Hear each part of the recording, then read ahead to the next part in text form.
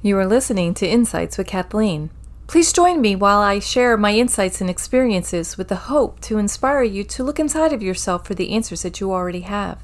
As with all information we receive, take what speaks to you and leave the rest. Hey everybody, welcome back. What's up, guys? How you doing? I hope they're doing well. Hey Sherry. Hey, Kathleen. I heard from one of our listeners.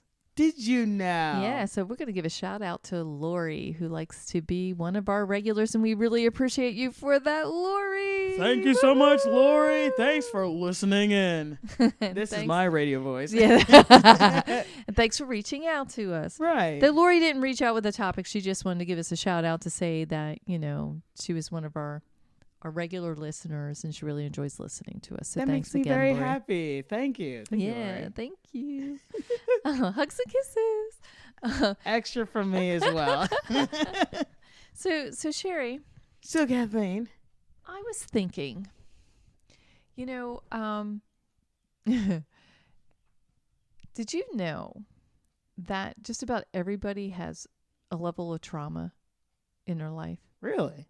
Yeah. So like in the news right now, like we're hearing about those poor people over in Ukraine and Russia and all of that other stuff that's happening. And I don't want to discount any of that, and light and love to all those people. Right. You know, and I know that that's serving a purpose for even just the world, but a perspective that maybe we just won't see here and now in our human form. Right. Right. But besides that dramatic level of trauma, I think that we all need to acknowledge that we each carry some level of trauma within ourselves from our personal experiences. It's very interesting. Yeah. So elaborate, right? Elaborate, please. Thanks for asking. There's so many different things. So I was like, where's she going with this? yeah, there are. So I know for myself that, you know, dealing with many of things throughout my lifetime, right? I sometimes can forget that an event will happen and it's actually causing me, my person, a level of trauma that I need to nurture and work through. Okay. You know, and sometimes it's easier to see it through other people. Right. To see that, you know, when things are happening to other people, to say, hey, trauma. And you're like, what? Right. What? Right.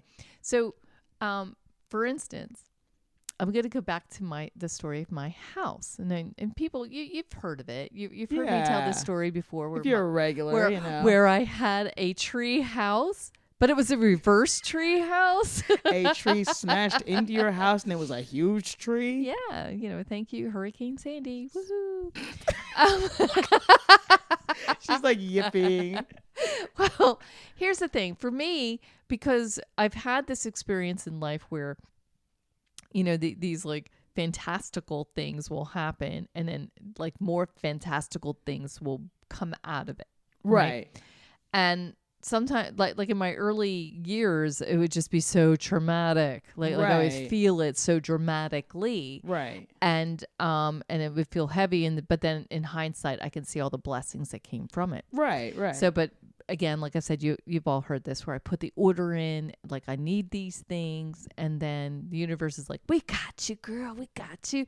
And then next thing you know, the storm's coming, and then we're hearing crunch, crackle, and there's a tree in the house, right? Oh.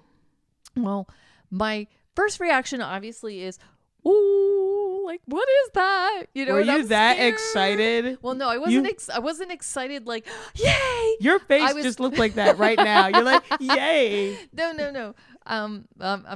You're looking at a face that's recounting something that turned out to be good. Okay, but in the moment, it was scary because the lights were all out.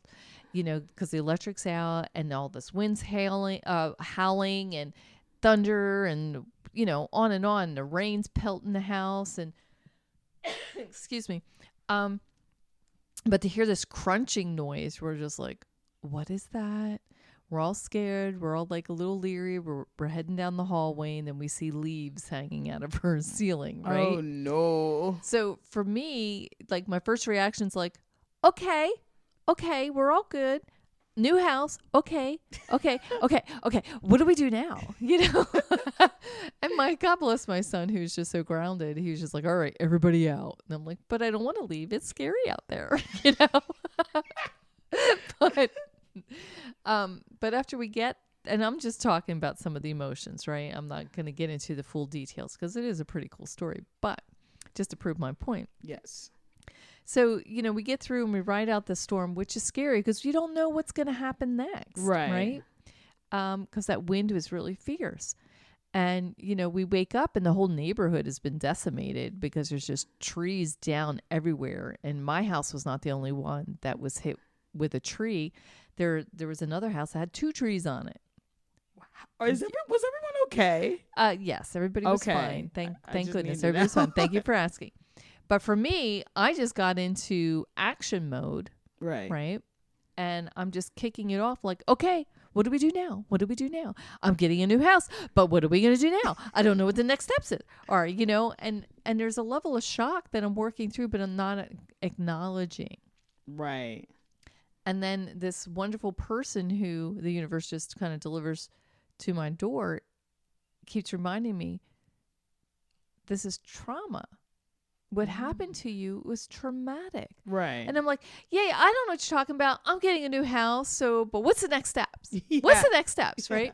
And I'm just pushing forward in that manner and not recognizing that my children have been traumatized by what had just happened. Yes. Right. So taking a moment to step back and realize that, this is a big deal. Right. Now, I'm pointing out a story that's very clear for a lot of people to see. Right. That, oh, yeah, that would be traumatic, right? Mm-hmm. But what about the more subtle things that happens to us in our lives? Right. Like the last episode, we talk about adult shipping, right? Our parents, the relationships with our parents, the relationships with our siblings, the things that happen as we're growing up. Right. There are levels of trauma that can happen within those relationships, but one might not think so, or it's not real apparent because it's all that you know. Right. Yeah. So there's another lovely person that I had spent some time with counseling, right? Okay. Yeah. Doing a little bit of life coaching counseling with. And as I'm learning more and more about their story, it's becoming more and more apparent that they can't see from their perspective the level of trauma that they have imparted upon their own family. Right. Because of the trauma that they carry around. Yeah. From their earlier years that they never cleared, never healed, never acknowledged or seen. So it's a pattern that's kind of being repeated.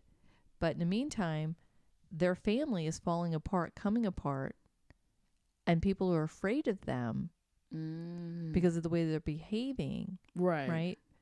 And even that part of their family, I don't think that they fully see why they're behaving the way that they're doing or why they're afraid. Or acknowledging that the impact that this person had on them was very traumatic. When somebody gets so mad that they're punching walls, you're terrorizing your family. Okay, so you're frustrated. Yay, good for you. Good that you're working at your frustration. But who's witnessing that? Right. That's a big thing. Right? So like anybody who's out there in the working world in corporate USA, you hear a lot about sexual harassment, right? So a lot of your HR departments are putting trainings out there saying, hey, this is what sexual harassment looks like. Like a person could get sexually harassed by just witnessing somebody else being sexually harassed, or just being on the sidelines, listening to somebody tell some really whatever, right? So just by listening, you're then being traumatized, right? It's the same thing with these things that happen in families. That if somebody is just so frustrated that they're acting out in a way that makes everybody else feel unsafe. Right. That's trauma. That's a big one. It is. I didn't reconcile that within myself because, I'll run into a lot of, people my age or whatever. And it's always interesting when, a lot of people might not know because we always hear more of the extremes of it with trauma. And then they'll kind of belittle theirs being like, oh, I wasn't traumatized. I have a friend of mine. She's a very lovely person, but I think she was having a conversation with someone and she always keeps her hair really long. Mm-hmm. She's petrified of keeping it short. And the other girl's like, oh, why is that? And then she said, as a punishment, my parents would like cut my hair very short. Ooh. And, the friend is reacting saying like, oh my gosh, that's really traumatic that you went through something like that. It's kind of, the level of control and all these things. And she's like, I actually didn't know that. I just thought everyone that just happened. You know what I mean? Yeah. So it's amazing, right? And as parents, you don't always consciously realize how you're stepping over a personal boundary within your own child. Right. And so I do feel for a person that's happened to, but to your point, yeah, sometimes we can just downplay things. Like I was sexually abused as a child, but because I was never penetrated, I was downplayed that trauma too. Right. Yeah. Well, he never really, but he made me do things. Yeah. Right. And there's that level of manipulation that comes in there. Yeah. And as I grew older and as I healed through a lot of that, right, and I'm seeing it more clearly, I've also come to realize that I was not the only one that was victimized and traumatized by that. Other people in my family were, just by the level of manipulation that this person had bestowed upon all of us. Wow. Right? And it's those subtle dynamics sometimes that we miss. And I know that you're going to ask me, well, Kathleen. You didn't even let me ask. Well, Kathleen, ... You're going to ask me. She didn't even let me ask her. All right, what am I going to ask since I'm so smart? I don't even know what it is. I wasn't going to ask anything. Sure. Like, Kathleen, how do we recognize that that's happened to us? Yeah. Or that Liz, go ahead, ask me. Yeah, Kathleen, how do we recognize that's been happening within us? How do we recognize those things? Sherry, thanks for asking the question. I know. I'm a genius, guys. It's like this subtle thing that eats at you and you're kind of like, you know what, something just doesn't feel right. Right.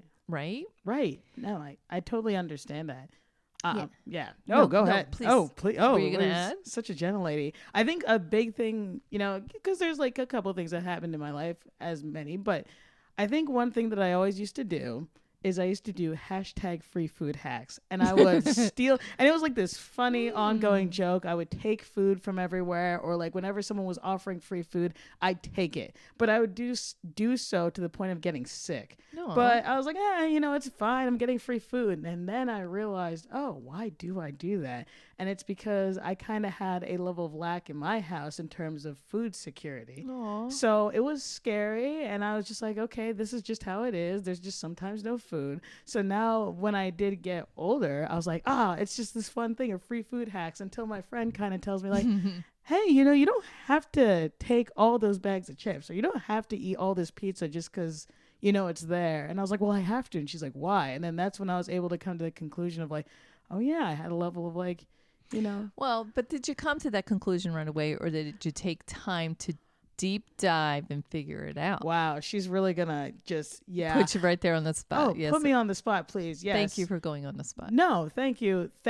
I do want to reiterate, that took me a while to figure out because I did not know that. I just gave you guys the shortened version, but yes, when I was doing it, I was like, yeah, I just love free food. That's just my personality now. I just like free food, until I had to sit down, do a deep dive, and it took years, and I was like, this is why. And right. And if you don't mind, and I hope I'm not overexposing you here, but also in that journey, it's more than just the free hacks and food, right? Yeah. It touched almost every aspect of food for you in some capacity. For sure, yeah. Right? And then as you're digging this up and you're bringing it to light that, hey, this was because of this that happened when I was really little. Right. Now I could put all those pieces together, and it's not an easy track. It's not like, once I recognize it, I'm all done. No. That's exactly how I talk.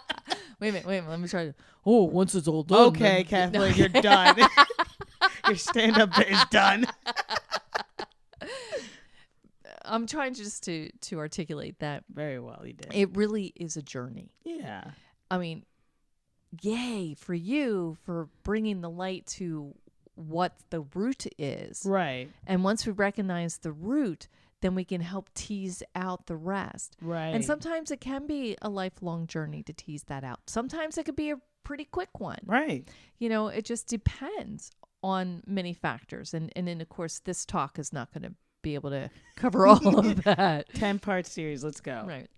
But I do encourage, because, you know, it would be a very rare individual who could say, well, I've had no trauma in my life. That's not the human experience, though. I feel like, but hey, you know. Well, I mean, it doesn't have to be the human experience, but I do think that it does come with the human experience. Right. You know, and again, the trauma doesn't have to be some big name thing that we hear in the media. Oh, this happened. This child was beat, or, you know, or this woman was raped, or, you know what I mean? Or this person was killed in front of this person. Jesus. It doesn't necessarily need to be those really big things that we all come to see as, oh, that's traumatic. Yeah. Right? It could be those really subtle things, kind of like your friend sharing about the hair cutting. Right. That's traumatic because that's about self-image too. Right. When my mom had shared a story that, well, her parents were just really, they really made bad parenting choices, bad life choices in general. No. And yes, I am judging those choices.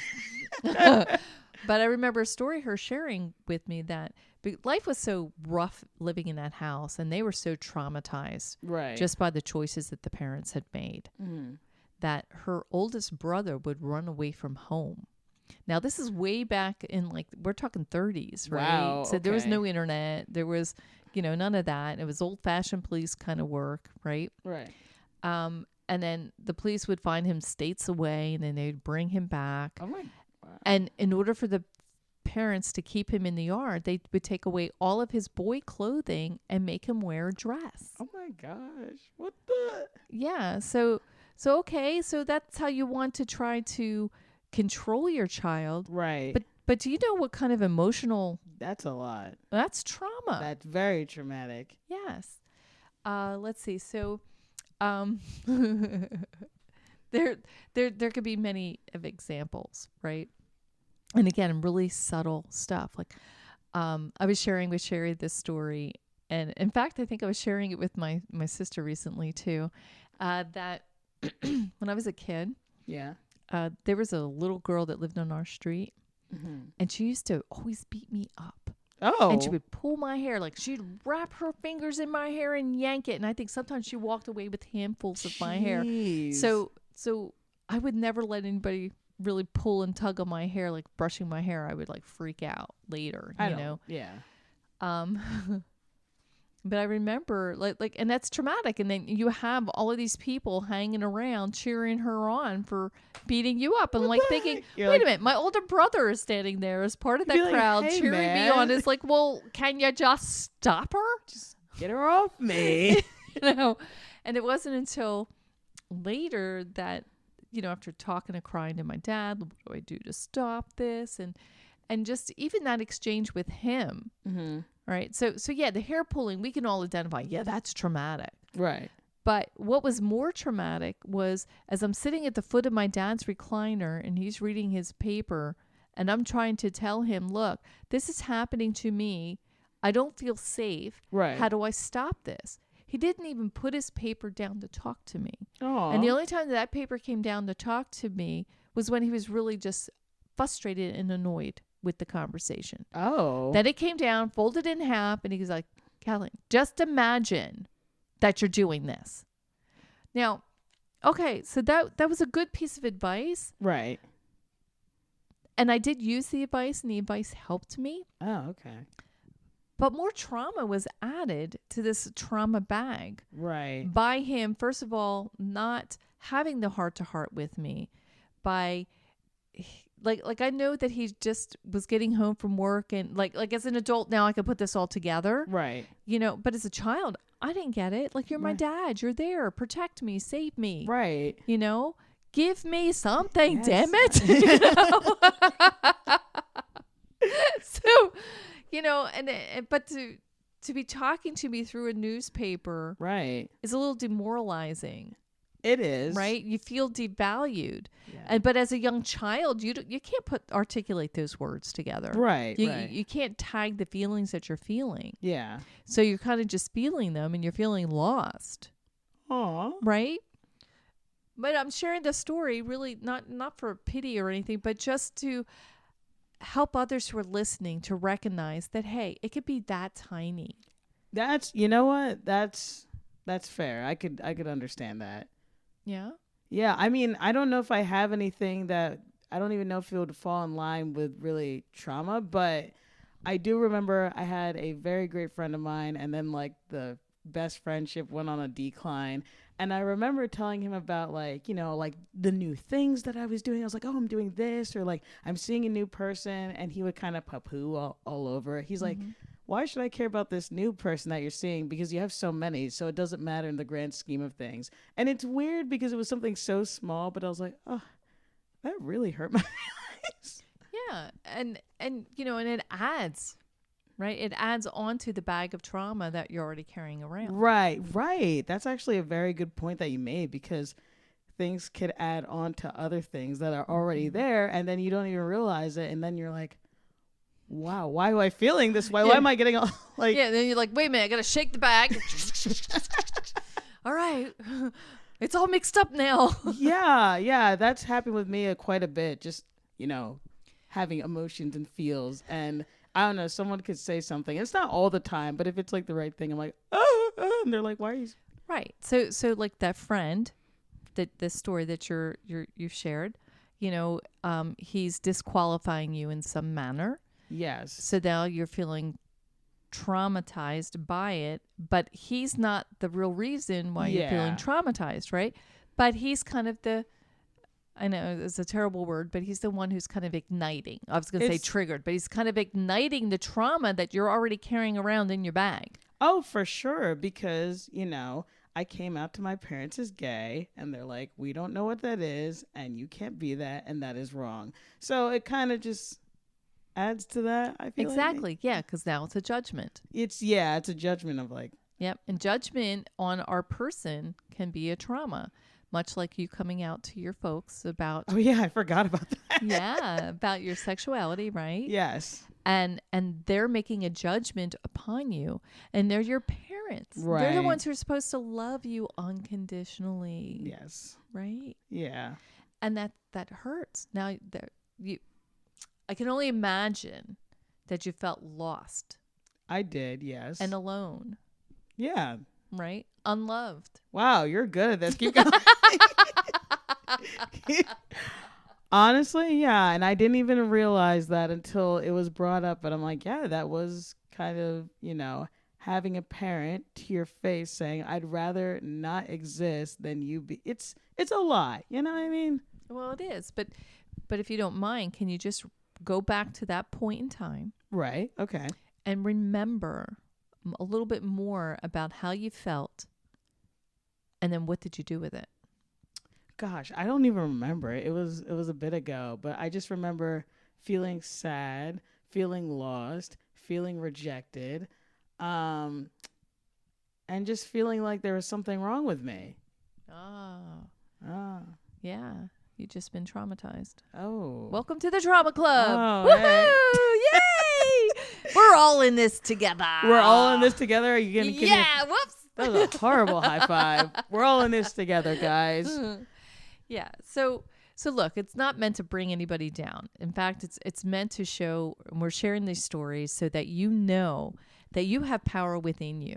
Yes, you do. You do have the power within you to heal that trauma, to bring that back up, and to know that you are worthwhile. Yes, you are very loved, and Amen. you are an awesome person. Yeah. Right? And that you are a powerful person.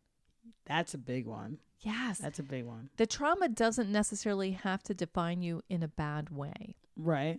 Okay. We can actually even use it to make us stronger. Oh, tell me more about that one, Kathleen. Well, if we just go back with your example of Right. when you were telling your parents about your sexuality, right? Yes. And you knowing that like you're feeling lost, you're feeling devastated and hurt and rejected and unloved and judged and all of these feelings, Right. right? But you can pull those out and reaffirm yourself to say, you know what? They don't get to define me. No.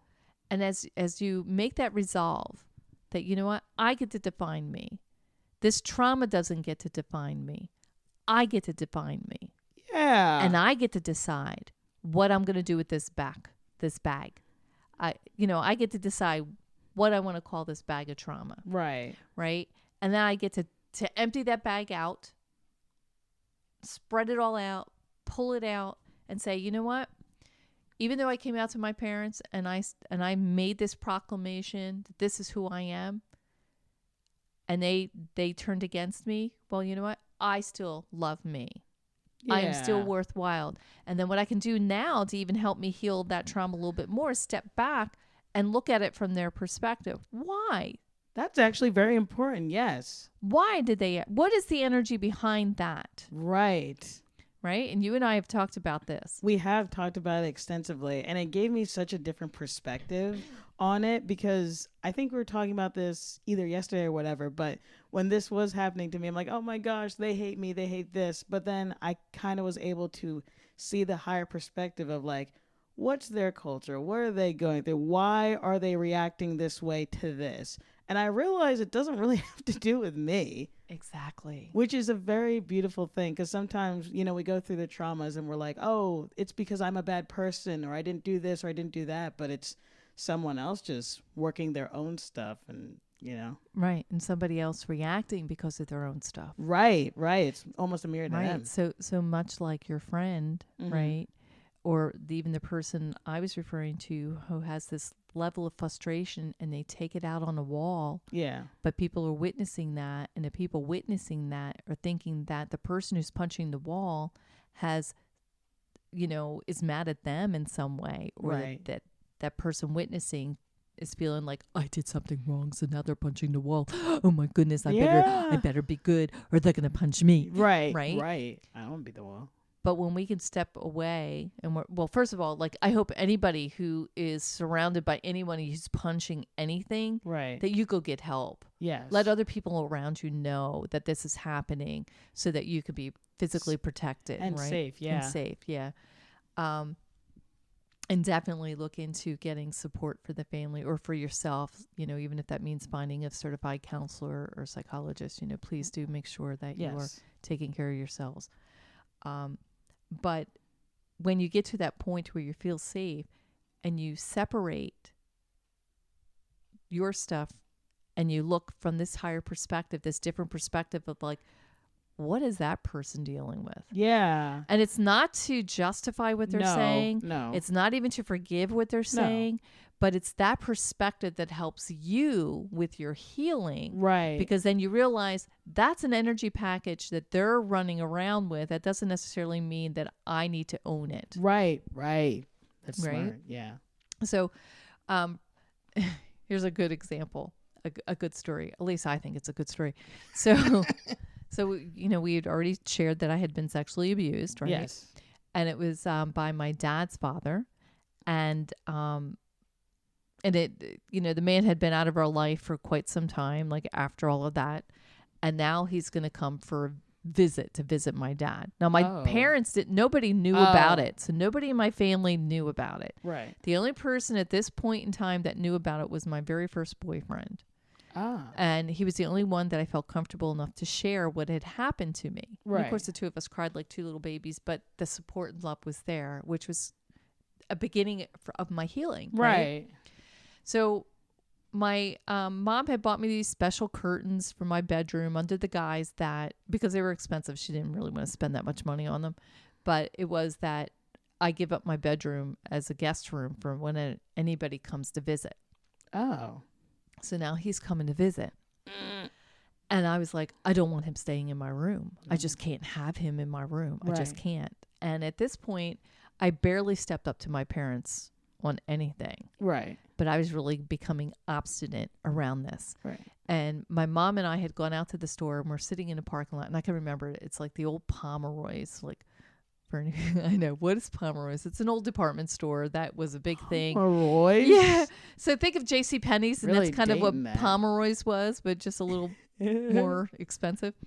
But we're sitting outside and like now I'm like really telling her, listen, I can't have him staying in my room. Right. And she was like, well, why not? And then I told her, and it's the first time ever that I told her. She starts yelling at me. Oh. And she got extremely emotional. And then she's like, Kathleen, blah, blah, blah, blah, blah. Why didn't you ever tell me about this? Right. And I very calmly looked at her and said, because I was not ready to deal with this reaction that you are now giving me. Wow. That just putting it back. Yep. Not a high five. High five. All Yeah. right. There you go.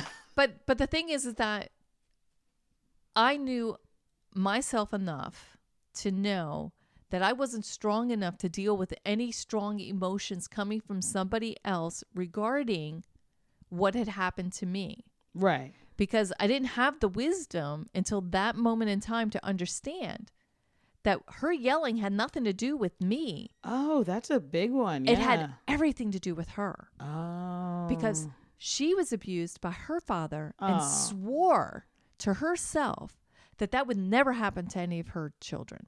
Oh.